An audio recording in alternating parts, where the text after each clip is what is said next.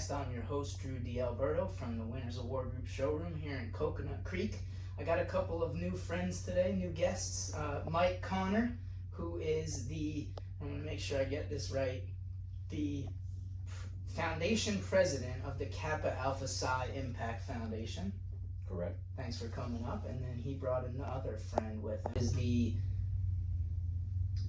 president of the foundation, of the chapter. Okay, so you are the Miramar Pembroke Pines, or alumni chapter, or MPAC, as we so lovingly call you. Right. And we were involved through Dawn in your golf tournament last year, doing your swag here at Winners, which we thank you for that. Thank you guys for coming up to promote your golf tournament and casino night, and tell us all a little bit more about the charity and what you guys are doing out there to help the community. My pleasure. So let's start off with golf, because it's the On Par podcast. And why don't you talk to us about how long you've been doing the golf tournament, what things make it fun and different and interesting, and then why you do it. All right. Golf tournament, this is our 4th year having it. Okay. The reason we do it is to support our Guide Right program, which is our Kappa League program. We mentor kids, young men actually, from 6th grade to 12th.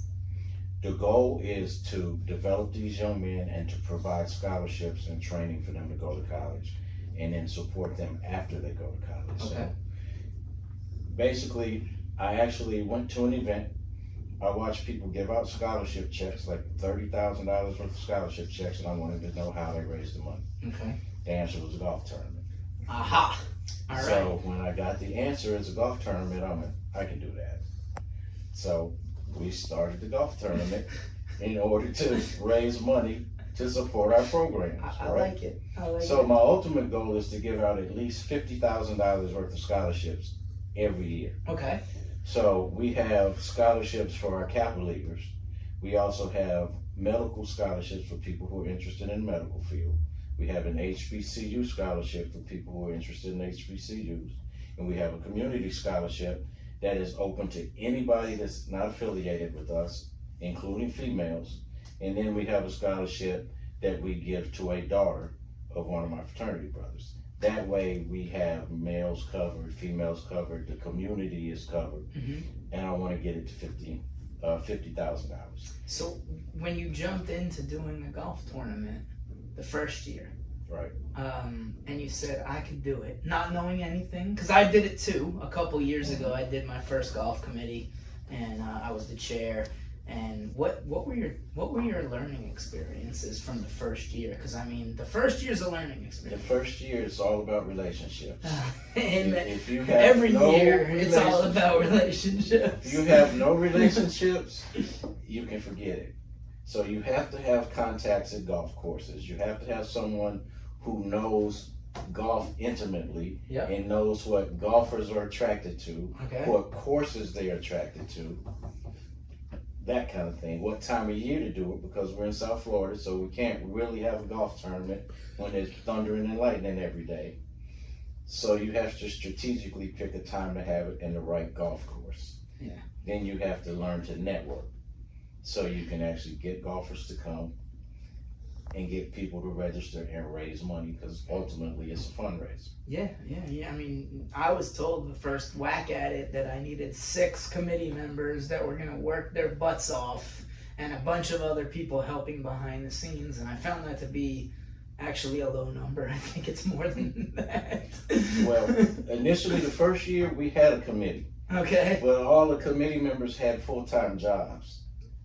So the jobs tend to get in the way of making it a successful event, because you don't have the same time parameters that are open for everybody that's on the committee.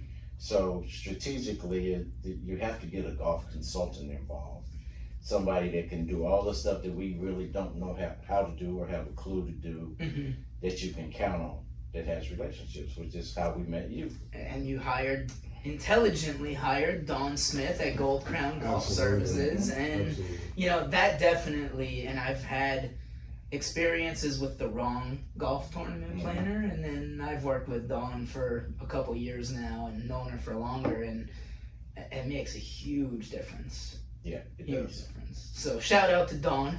who's been on the podcast multiple times, of course, and we actually had lunch with her last week. So, what was the biggest challenge and what was your biggest win last year?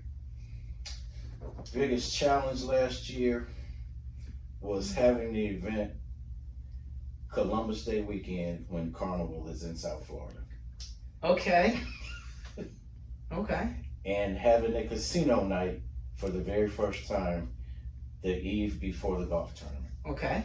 So I'll let James talk about. Well, before we get into the casino night, night, because I'm very interested in the casino night, and I know a lot of my golf network will be interested in the casino night. I was telling you guys before we started about when I went to with Curfton for the Sigmas. That seems like forever ago, probably 6 or 7 years ago. But that was one of the most fun nights my wife and I had. That casino night was awesome. So let's go ahead, jump in, Mike.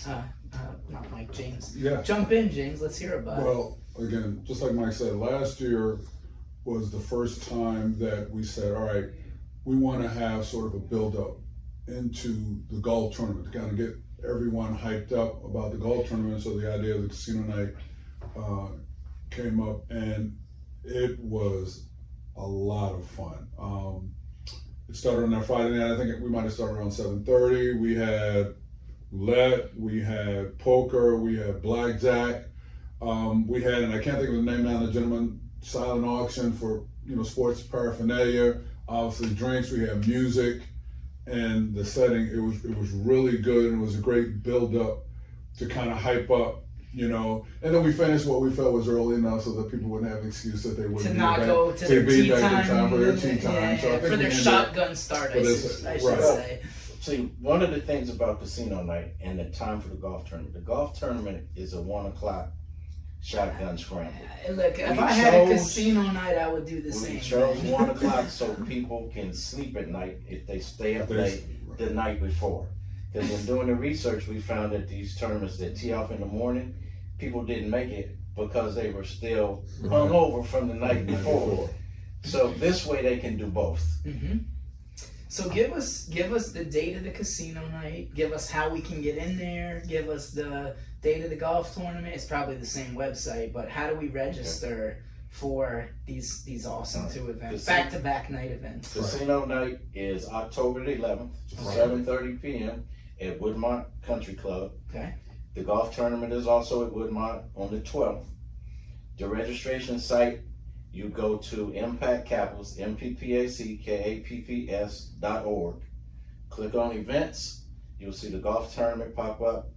The golf tournament casino night, you can get tickets and register for everything all on one spot. All right, and we'll share that link and the flyers. And I think I have the golf flyer, but I don't think I have the casino night one. So whatever you guys can send me, we'll be happy to share. Absolutely. What makes it a fun event? I mean, is it a drinking event? Are they both drinking events, or like a golf tournament? Some of them are, there's booze on every hole. Some of them are a little more tame. Like what do you guys do out there on the course when you're out there? We have drinks, we have cigars, we have, what's the bazooka gun?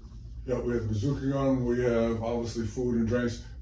Really good swag and awards. The interesting about it is that golfers are competitive. So the people who play, they're still playing to compete and win. So there's no competition. Now, we're not out there, but we can certainly see out there in there.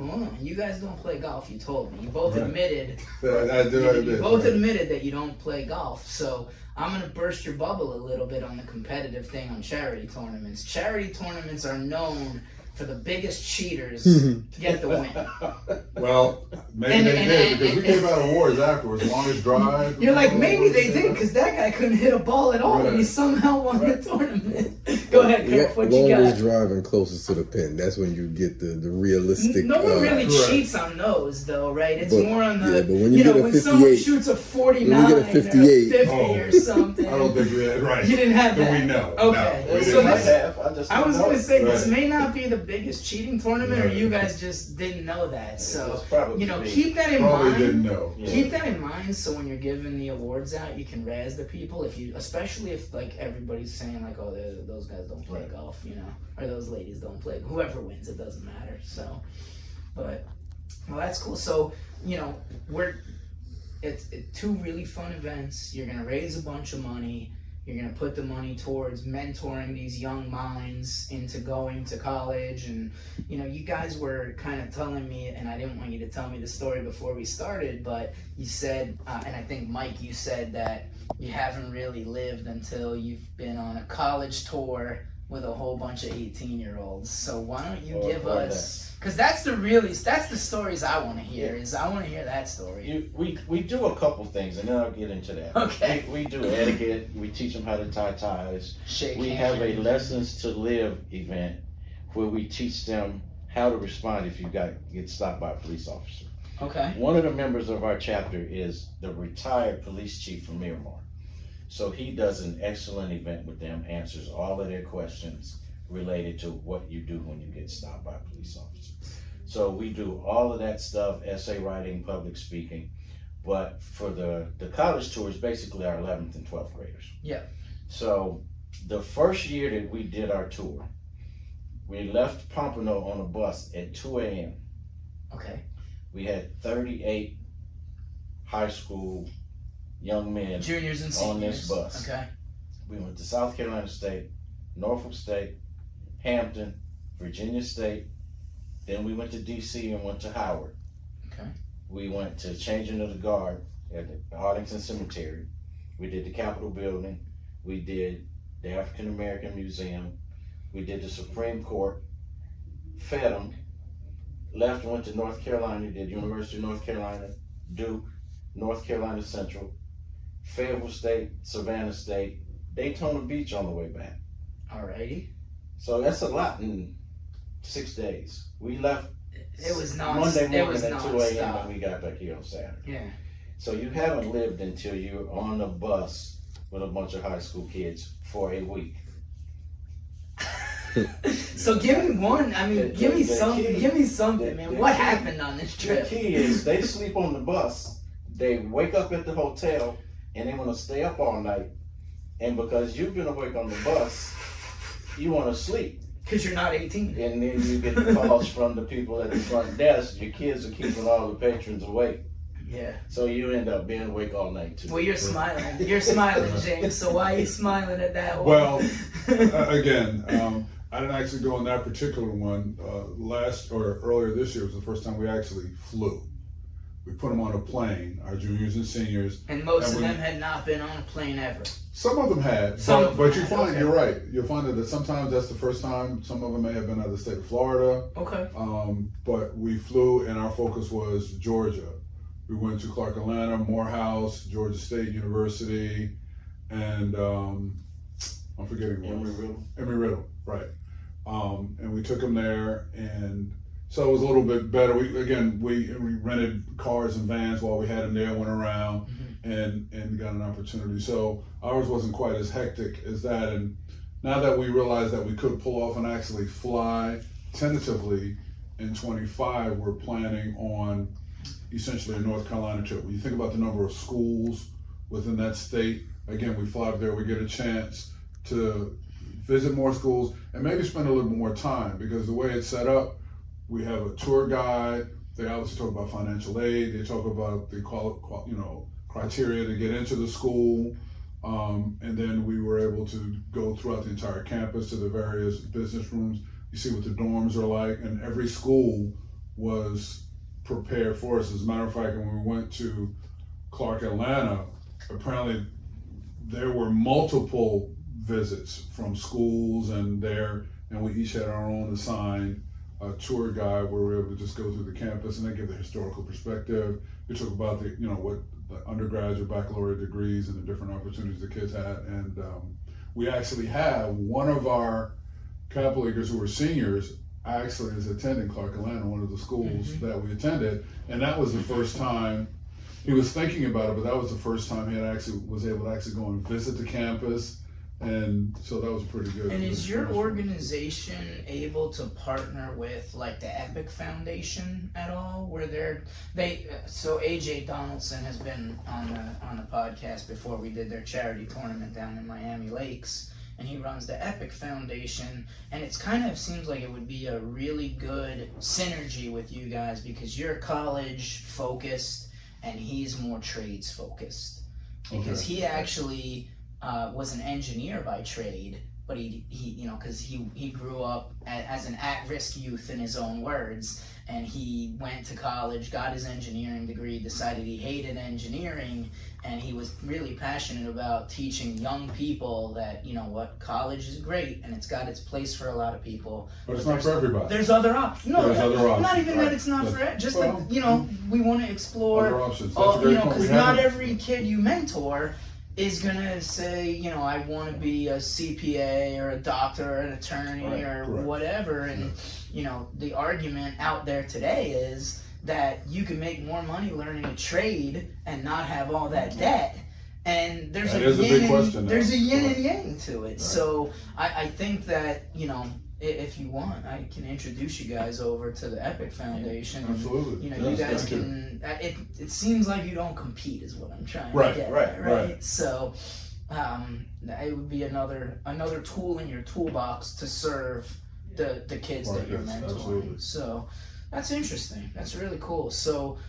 You guys got to give me a story from one of these trips, though. You told me the detail. You told me the facts, but give me like give me one good story about something that happened that you can share. Obviously. Well, we actually try to avoid the stories. To be honest with you, that's This the is whole, no fun. That is This the is goal. no fun. I'm shutting this podcast off. The biggest issue that we had again was the just the calls from downstairs. As a matter of fact, we had 2 kids per room. I got one. We had 2 kids per room, but when they got back to the hotel, they would all congregate in one room. That sounds about right. And because you have just so many people in one place, and that one room happened to be right next door to mine, so I could tell before it happened. When the and walls I were was trying to set it off shaking, when the that I walls was were trying to say, shaking. hey, I'd knock on the wall to just try to get in. And I told him, look, I don't want to get up, and when I knock, just turn it down just a little bit. So that's it. Yeah, we didn't have any crazy stories. Mike's got in one. there. Mike got said he's one. got one. He can tell. The first school we went to was South Carolina State. Okay. We got to South Carolina State at 2 p.m. So we had some kids that were interested in band. So we actually went to the band room, talked to the band director, went back outside. Every fraternity and sorority were outside stepping. Then the band showed up. The drum line showed up at 2 or 3 o'clock in the afternoon on a Monday. It looked like nobody was in class. And the first thing a couple of my guys said, I can't go to this school because I would never go to class. I would get killed because I would fail. I'd flunk out of school because it looked like nobody was in school and everybody was partying. And I have the videos. I mean, yeah, I know it's very. I've seen the still pictures. So We might have to. their We might have first to. impression was, I can't go here because I won't go to class.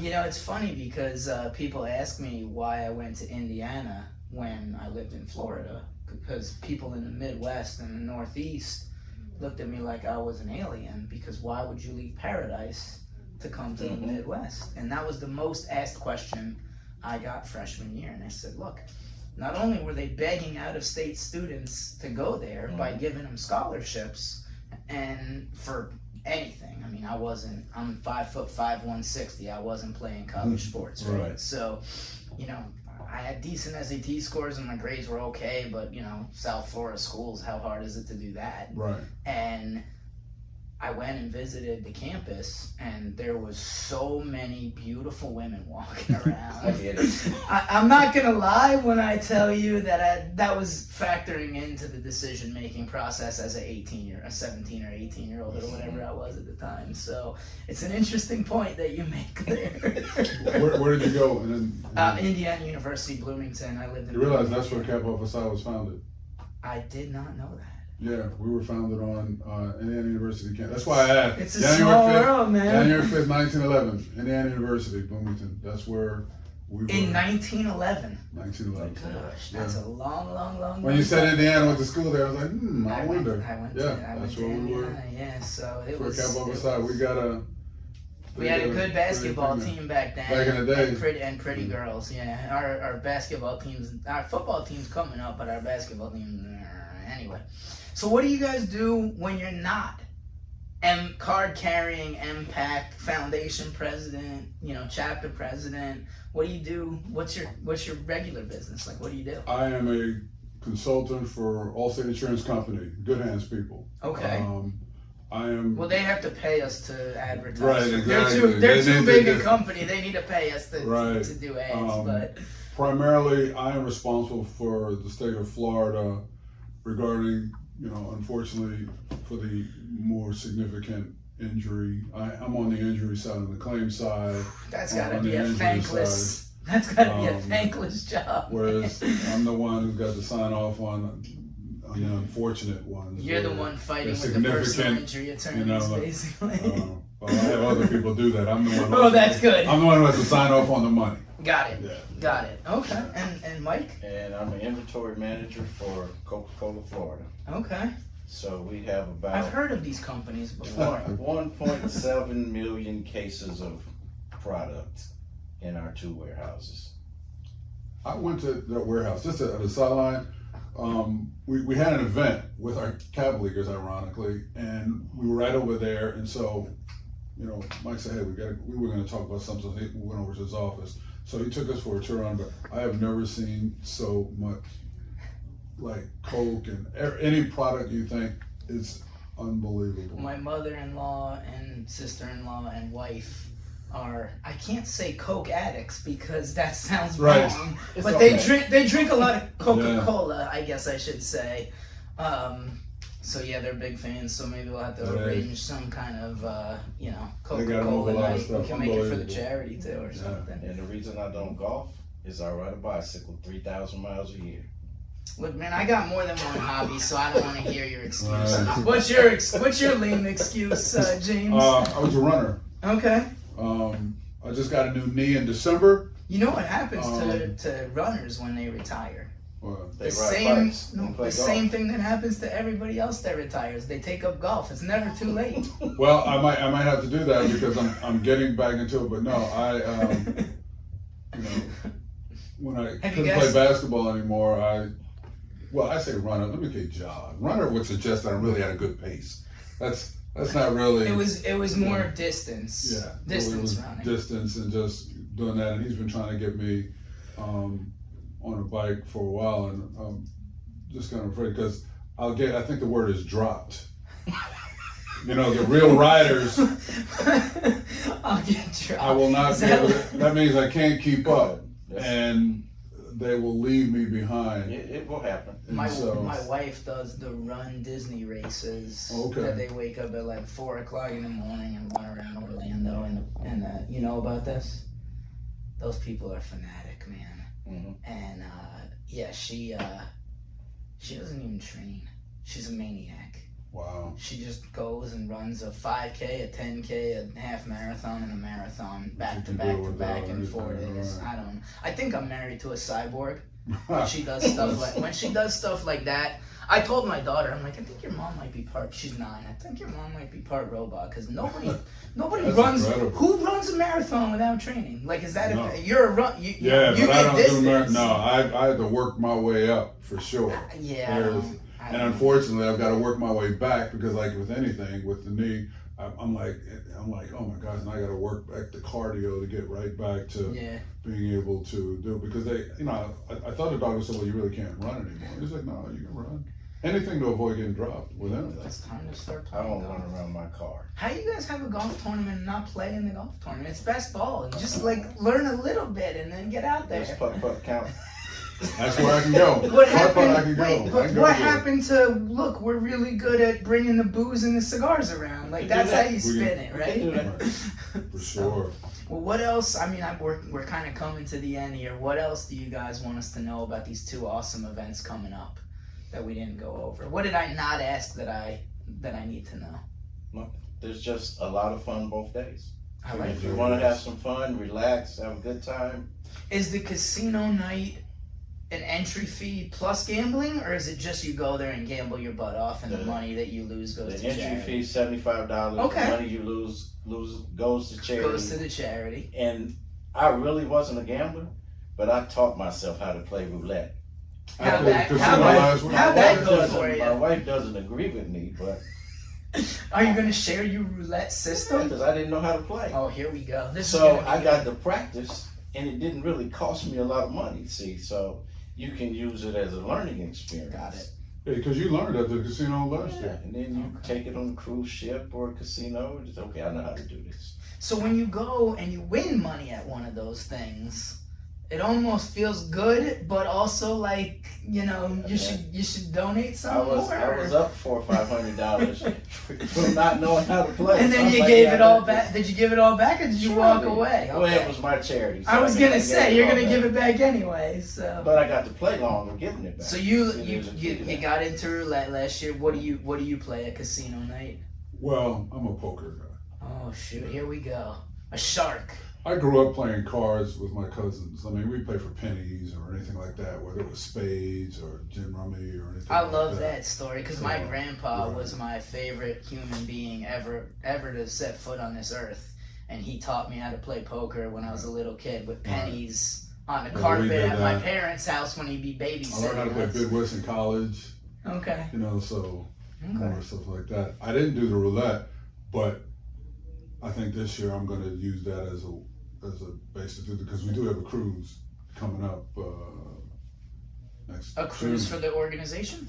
Yes. Oh, very cool. So we'll have to have you Another- back to talk So about we'll talk that. about then. that, and so I will try to, you know, I don't have to give that money back when I. Are the when I'm details sick. on the cruise out? My wife likes the summer cruise because they're usually reasonably priced and still really fun. The And cruise information is out there. it's on the website too. Put all Okay. that on there All too. right.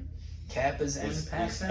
actually it's a fundraiser That's cruise, another to be fundraiser honest. cruise. Of course. Because the cruise line gives us money back for our capital Yeah. league program for every capital. No, league. and, So, and Nick's camp is doing that literally on Saturday. They're going to be going for a Nice. 6-day cruise, and I forget which cruise line it's going to be, but they're doing the same thing. Is they got a block of tickets, and Yep. everybody that signed up, they're kicking some money back to the nonprofit. So it's a good way. What other events do you guys do other than those? the I mean, cruise what is am I in- missing? Cruises in June at on Norwegian. Norwegian 7-day cruise. We have a black and white formal event in May.